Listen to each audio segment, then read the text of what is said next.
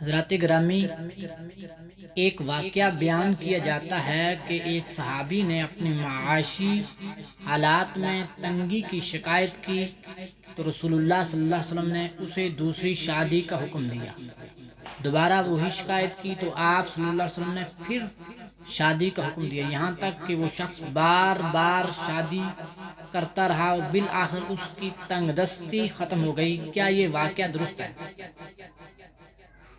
جواب عرض یہ ہے کہ بسیار کوشش کے باوجود ہمیں ظہیرہ حدیث سے کوئی ایسی روایت نہیں ملی کہ جس میں رسول اللہ صلی اللہ علیہ وسلم نے کسی شخص کے بارے میں بار بار تنگ دستی کی شکایت کرنے پر اسے دوسری، تیسری یا چوتھی شادی کرنے کا حکم فرمایا ہو۔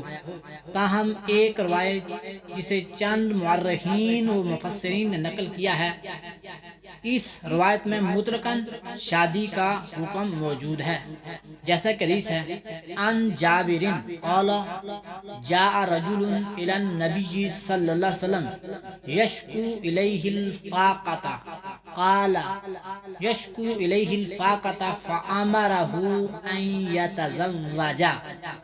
حضرت سیدنا جابر رضی اللہ تعالیٰ عنہ روایت کرتے ہیں کہ انہوں نے فرمایا کہ ایک شخص نے نبی کریم علیہ السلام کے پاس آ کر اپنے فقر و فاقہ کی شکایت کی تو آپ صلی اللہ علیہ وسلم نے اسے شادی کرنے کا حکم دیا۔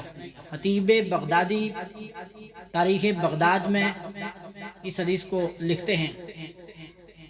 امام ذہبی اور ابن حجر عسقلانی نے اس حدیث کو انتہائی ضعیف اور ناقابل اعتبار قرار دیا ہے، کیونکہ اس کی سند میں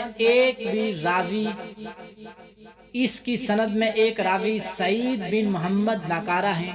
وہ لکھتے ہیں کہ قال ابو حاتم لیس حدیث ہی بشیء وقال ابن حبان لا يجوز ان يحتجى به۔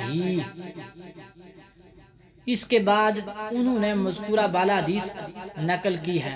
یاد رہے کہ یہ حدیث موضوع حدیث ہے، یعنی من گڑت حدیث ہے جس کو بیان کیا جاتا ہے۔ ایسی حدیث ظہیرہ حدیث میں موجود نہیں ہے۔ واللہ ورسولہ اعلم بالصواب۔